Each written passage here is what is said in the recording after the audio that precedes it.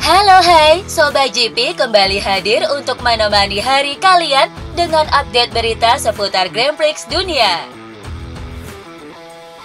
Jorge Martin telah merampungkan serangkaian tes dengan motor Aprilia untuk pertama kalinya di sirkuit Catalunya. Total sang juara MotoGP 2024 ini melahap 77 lap dengan catatan waktu tercepatnya berada di 1 menit 39,859 detik yang menempatkannya berada di urutan ke-11. Tes perdana ini terbilang berjalan lancar. Bahkan Direktur Teknis Aprilia MotoGP Fabio Sterlacchini sangat senang dengan cara kerja Jorge Martin yang menurutnya sangat menakjubkan. Sterlacchini pun menyebut Martin sebagai sosok yang punya jiwa campuran, yakni antara juara dan pemimpin. Saya pikir dalam waktu singkat kita bekerja bersama, kemarin selama setengah hari dan hari ini, dia adalah perpaduan antara seorang juara dan seorang pemimpin. Dan sejujurnya sungguh menakjubkan cara dia melakukan pendekatan pada pekerjaannya. Jorge Martin mengungkap hal yang dirasakannya saat pertama kali menjajal Aprilia RSGP pada tes MotoGP Barcelona. Dilansir dari Motosan, Martinator tak menampik bahwa tunggangan barunya itu memiliki perbedaan karakter dibandingkan Ducati Desmosedici GP yang dikendarainya selama 4 musim belakangan. Saya sangat berterima kasih kepada Aprilia karena kesan pertama yang saya dapat sangat brutal. Rasanya seperti saya sudah lama di sini. Saya pikir kehadiran Alex di sini membantu saya membuat segalanya sedikit lebih mudah. Bagian depan lebih baik daripada Ducati. Saya merasa baik di tikungan sejak awal dan saya punya firasat yang baik. Di tikungan seperti 12 di gigi kedua ada banyak tenaga saat keluar yang membuat motor cenderung terangkat. Kita harus menguranginya. Marc Marquez memberikan komentarnya usai menggeber motor versi terbaru Ducati Desmosedici GP25. Pada tes yang digelar di Barcelona itu, Marquez terpaut 0,651 detik, tertinggal dari adiknya Alex Marquez yang mencatatkan waktu tercepat 1 menit 38,803 detik. Hasil ini membuat The Baby Alien berada di peringkat keempat. Usai menunggangi prototipe motor yang akan digunakan untuk musim depan, Marquez pun mengaku sangat senang. Namun ada beberapa penyesuaian yang harus ia lakukan agar bisa tampil lebih cepat lagi. Memang benar bahwa motor memiliki beberapa hal positif yang bekerja sedikit lebih baik. Namun pada akhirnya ini adalah motor dan Anda perlu mengendarainya dengan cara yang baik. Jika Anda ingin melaju cepat, Anda perlu memacu motor. Namun perasaannya sangat baik terutama dengan tim. Itu yang terpenting pada kesan pertama dan kami bekerja dengan baik. Momen yang cukup menarik terjadi di sesi tes pasca musim Barcelona adalah Marc Marquez yang mengacungkan jari tengah kepada tim Gresini Racing.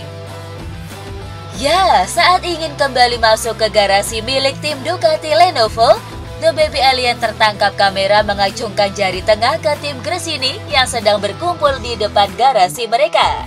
Namun gerakan yang dilakukan Marc ini bukanlah sebuah kemarahan, kekecewaan, ataupun penghinaan untuk mantan timnya itu. Akan tetapi ini hanyalah sebuah candaan yang dibuat Marquez. Karena saat angle kamera berubah, tampak kalau gerakan yang dilakukan Marc itu justru terarah kepada ayah dan adiknya yang sedang tampak berdiri rapi bersama tim seperti ingin melakukan foto bersama. Melihat aksi The Baby Alien, anggota tim Gresini pun tampak tersenyum dan tertawa gembira melihat lelucon yang dilakukan oleh mantan pembalapnya itu. Inovasi yang cukup ekstrim dilakukan pabrikan asal Austria, KTM, pada tes pasca musim MotoGP di Barcelona. Salah satu yang paling ekstrim adalah bagian fairing depan yang sempat dicoba langsung oleh Pedro Acosta. Terlihat ada perbedaan besar dari fairing depan motor Pedro Acosta, terutama soal dimensinya. Fairing depan tersebut terlihat sangat ramping di bagian atas, dengan bagian windshield yang juga jauh lebih kecil dari versi sebelumnya. Hal itu pun membuat bagian stang, tuas rem dan kopling, serta segitiga atas dan dashboard KTM RC16 terlihat sangat terbuka dan dapat dilihat jelas dari depan.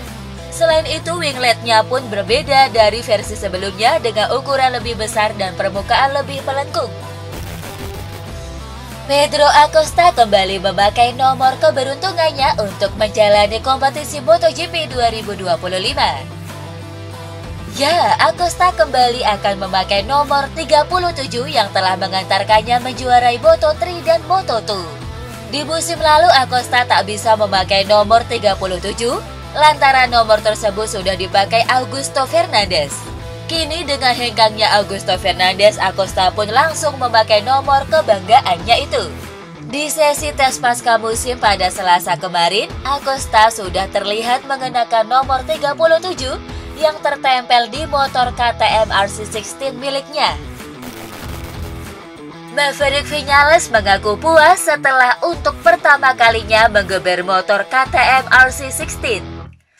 Kendati tertinggal 1,084 detik dari Alex dan hanya menempati peringkat ke-12, nyatanya rider asal Spanyol ini merasa senang lantaran ia menemukan banyak hal positif dari pengujian tersebut. Perasaannya sangat positif. Tentu saja masih banyak hal yang perlu saya pahami terutama dalam gaya berkendara saya, namun perasaannya bagus. Rider Repsol Honda Joan Mir mengaku tidak terlalu senang dengan prototipe motor Honda RC23V versi 2025. Usai melahap beberapa lap dan beberapa kali mencoba memakai perangkat baru yang dikembangkan Honda, sang juara dunia MotoGP 2020 itu merasa tidak menemukan perbedaan pada motor baru tersebut. Pada tes tersebut, Mir sendiri menempati urutan ke-15 dan tertinggal 1,267 detik dari Alex Marquez. Saya tidak terlalu senang. Hari itu sangat tidak produktif, itu saja. Semua yang kami coba telah kami coba sebelumnya. Kami tidak memiliki peningkatan baru yang memungkinkan kami menjadi lebih cepat. Kami bekerja dengan paket standar kami dan paket yang sebelumnya tidak berfungsi. Jadi Anda dapat membayangkan bahwa hari itu bukanlah hari yang saya harapkan. Fabio Quartararo mencatatkan hasil yang cukup bagus di sesi tes yang digelar di sirkuit Catalunya, Barcelona. Rider asal Prancis ini berada di urutan kedua dan hanya berselisih 0,396 detik dari catatan waktu Alex Marquez. Dari rilis resmi tim, Quartararo sendiri mengaku sangat senang dengan perkembangan M1. Ia bahkan menyebut bahwa motor Yamaha tunggangannya itu sudah siap turun untuk kompetisi MotoGP 2025. Kami menguji banyak hal yang hasilnya cukup positif. Saya pikir arah yang diambil Yamaha sudah tepat. Sasis dan mesin yang diperbarui adalah langkah besar yang kami buat di sini. Saya menikmati mengendari motor baru. Kami dapat mengujinya dengan cara yang tepat. Bahkan tanpa benar-benar memacu time attack, kami masih dapat berakselerasi dan mencatat waktu putaran yang cukup baik. Pecco Bagnaia melepas nomor 1 pada motornya dan kembali menggunakan nomor 63 pada motor Desmosedici miliknya. Ya, dengan demikian kini dia kembali menjadi pembalap biasa, bukan seorang juara dunia lagi. Dan menariknya situasi ini dirasa Bagnaia tidak sepenuhnya berat, akan tetapi ada sisi baiknya. Misalnya dalam tes, Bagnaia bisa menjadi lebih fokus pada pengembangan motor karena dengan menjadi juara dunia, fokusnya akan terganggu oleh rasa bahagia yang didapat sebagai pemenang. Sejujurnya melakukan tes tanpa menjadi juara dunia membuat saya lebih fokus pada motor.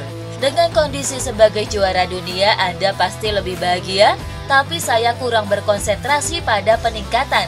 Saya rasa tim dan teknisi kami akan bekerja keras musim dingin ini, karena kami perlu sedikit meningkatkan dasar yang telah kami uji. Beruntungnya saya dan Mark punya feeling yang sama tentang motor, dan ini sangat penting untuk bergerak ke arah yang sama dalam pengembangan dan ini hebat. Keberlanjutan Grand Prix Monaco sempat menjadi tanda tanya di tengah tantangan menghadirkan balapan seru di jalanan sempit kerajaan tersebut.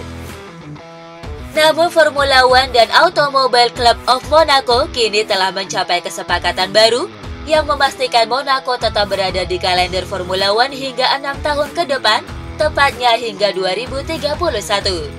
Dalam kesepakatan tersebut, jadwal Grand Prix Monaco akan bergeser dari tradisi akhir Mei ke akhir pekan pertama Juni mulai tahun 2026. Perubahan ini menghindari bentrokan dengan ajang balap bergengsi lainnya, Indianapolis 500.